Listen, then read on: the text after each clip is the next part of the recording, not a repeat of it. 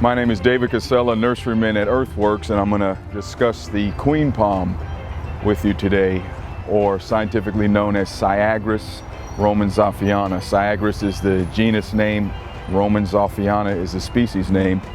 So early this morning, about 11 o'clock, we received a shipment of 26 queen palms. Typically that's a small load, and it was just queen palms itself. Most of the time we receive maybe the 25 queen palms, and then some of these little pygmy date palms, a multi depending on a variety of palms depending on what the grower carries, but 26 of these 12 to 16 feet overall. It's native to South America, particularly Argentina, Brazil, Paraguay, and Uruguay.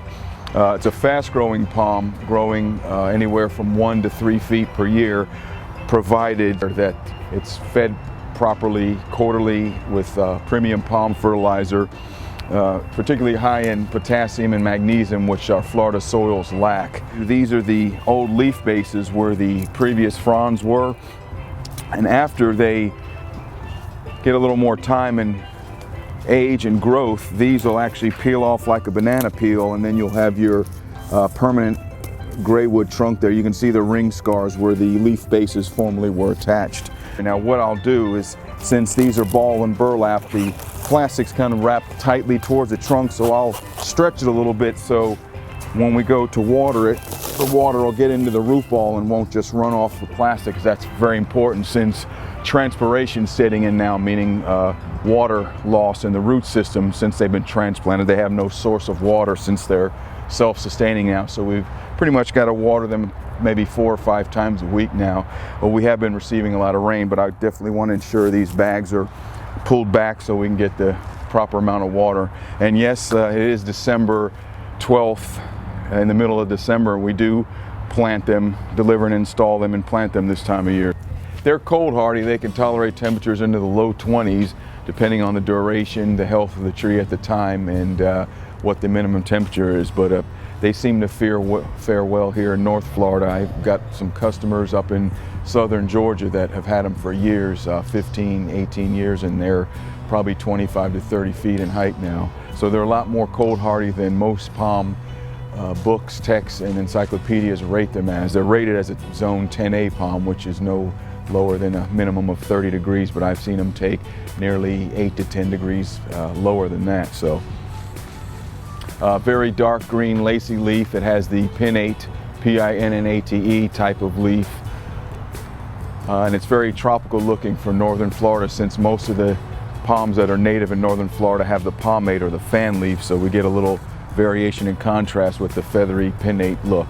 This is over at the front of the nursery at the entrance in the parking lot of Earthworks here. I wanted to show you these 5 what they call graywood queen palms. They've been here probably close to 15 years. You can see the leaf bases come off. Leaf bases come off, and then this is your permanent, what they call graywood queen palm. So when somebody refers to a queen palm as a graywood, that means it's mature. All the leaf bases have come off, and you can see the striping, the scars were what they call ring scars where the previous fronds were attached. But these are some nice ones over here too.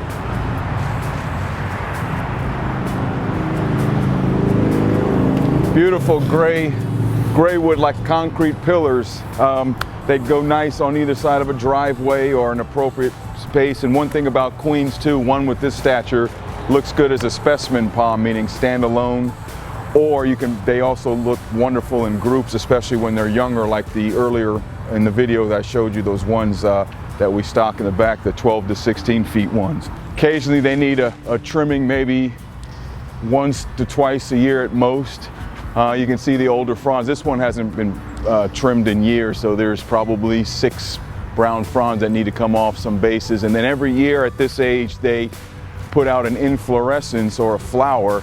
Now it's not a true flower like you think of a rose or a begonia or whatever. It's a small cluster flower with the pollen, so they can reproduce and grow the seeds. But you can see the big, long, looks like a big piece of wood, like a canoe. That's the sheath, the shell around the seed pod. That pushes out dries out and then falls to the side, and then your flowers and your fruit start forming there. But that's how the tree reproduces. So you got your bract, B-R-A-C-T, or the shell wooden canoe looking object that houses the seed pod, and then it goes from inflorescence, which is the flower stage, to infructescence, which is the fruit and seed stage.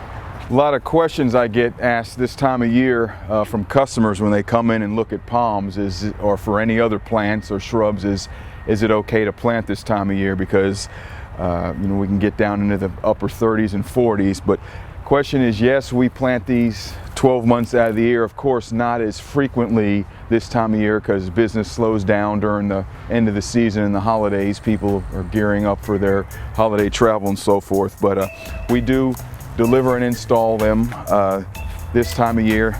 Difference from now, we're at December 12th, during the peak of the season, from now to the peak of the season, is your watering, fertilization, and pruning is going to vary. When we install these, of course, we'll take the plastic off and plant the root ball into the ground right at the top of the ball.